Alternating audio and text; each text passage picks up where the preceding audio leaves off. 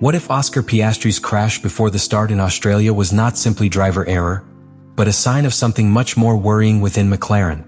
Because while everyone thought it had been just another spin on the way back to the grid, the FIA analyzed the telemetry, cameras and data from the car, and what they found left even Andrea Stella completely shocked. The numbers revealed an unexpected reaction of the car just at the moment when Piastri opened the accelerator, in a situation where the tires were still cold and the car behaved much more aggressively than expected.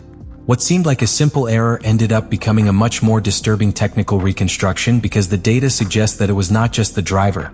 It could also have been the behavior of the car itself that triggered everything. The Australian Grand Prix always represents a special moment in Formula One. It is the start of the season on many occasions, an urban circuit that punishes any mistake and, in addition, a stage full of pressure for local drivers. In this case, all eyes were on Oscar Piastri, who arrived at Albert Park with the expectation of shining in front of his audience and demonstrating that McLaren once again had a competitive car to fight at the top of the grid. However, what no one imagined was that their weekend was going to go wrong before the race even started. What happened on the reconnaissance lap on the way to the grid ended up becoming one of the most disconcerting moments of the weekend and opened a series of questions that still generate debate within the paddock today. It all started in a seemingly routine phase. The drivers left the pit lane to perform the reconnaissance lap, a normal procedure before the final starting grid is formed. At that moment, the cars are not competing at their maximum, but they are making key movements to prepare for the race. The drivers test the balance of the car, activate systems, heat up the brakes, and above all, try to increase the temperature of the tires. But precisely there lies one of the greatest dangers of this phase. The tires are not yet within their optimal operating window and the car's grip can be extremely unpredictable. At a circuit like Albert Park, where fast corners are combined with bumpy patches and aggressive curbs, any small slip can become a serious problem. It was exactly in that context that the incident occurred. At the exit of Turn 4, an area where the car begins to accelerate strongly while still changing direction, Piastri's McLaren lost stability at the rear. In a matter of seconds the car began to slide. The driver tried to correct the trajectory, but the loss of grip was too sudden. The car spun and ended up hitting the wall. At first glance, the first images showed a relatively common spin, something that can happen when tires are still cold. However, the real problem appeared at the moment of impact.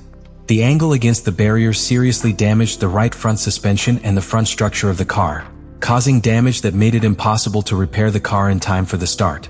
In this way, the Australian driver was out of his home race even before the traffic lights went out. The initial reaction was quite clear.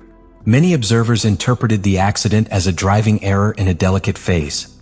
It would not be the first time that a driver loses control during a formation or reconnaissance lap, especially on urban circuits where the track usually has little grip in the first moments of the day. Piastri himself was one of the first to recognize his responsibility. In his subsequent statements, he explained that it had been a combination of factors that coincided at the worst possible moment.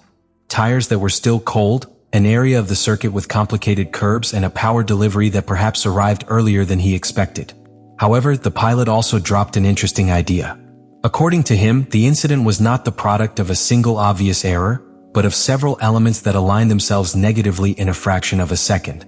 That's where the story starts to take a much more interesting turn.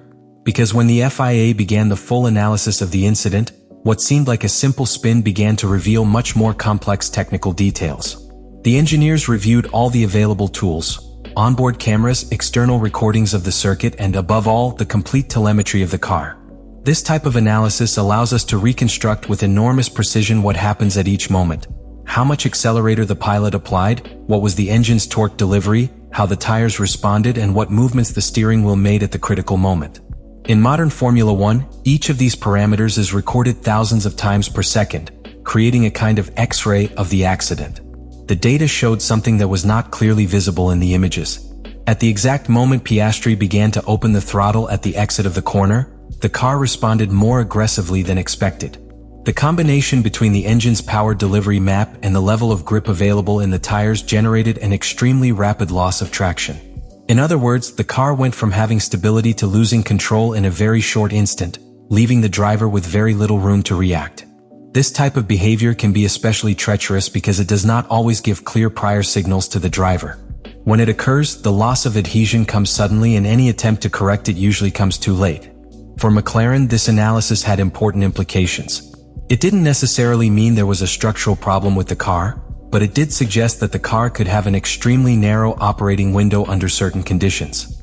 That is to say, when everything is within the ideal parameters, the performance can be extraordinary, but if some element deviates slightly from that range, such as the temperature of the tires or the application of the accelerator, the behavior can become much more difficult to control.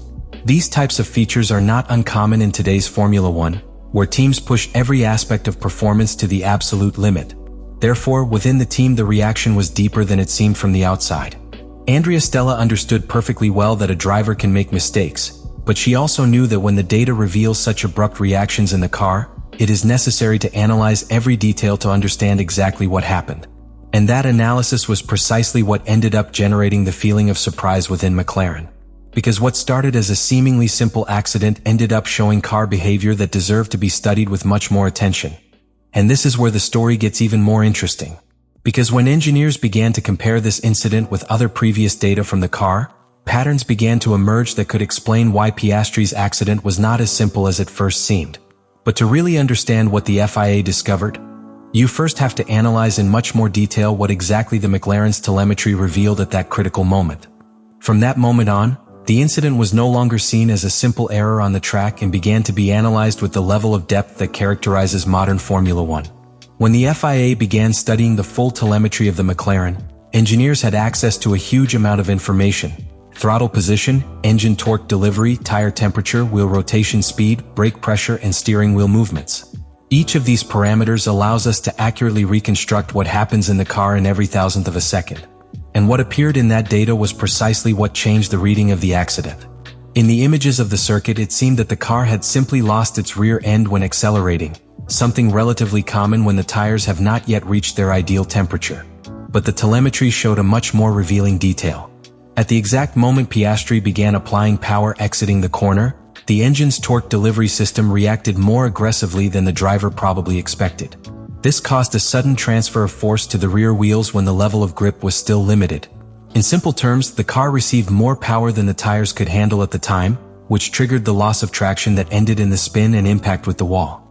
But what really caught the engineer's attention was that this pattern was not completely isolated.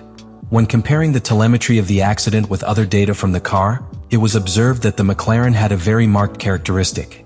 Its performance was extraordinary when everything was within the ideal window, but at the same time it could become extremely delicate when any of those parameters deviated slightly. In other words, the car offered a very high level of performance, but demanded absolute precision from the driver and operating conditions. This type of behavior is a direct consequence of the technical evolution of Formula One.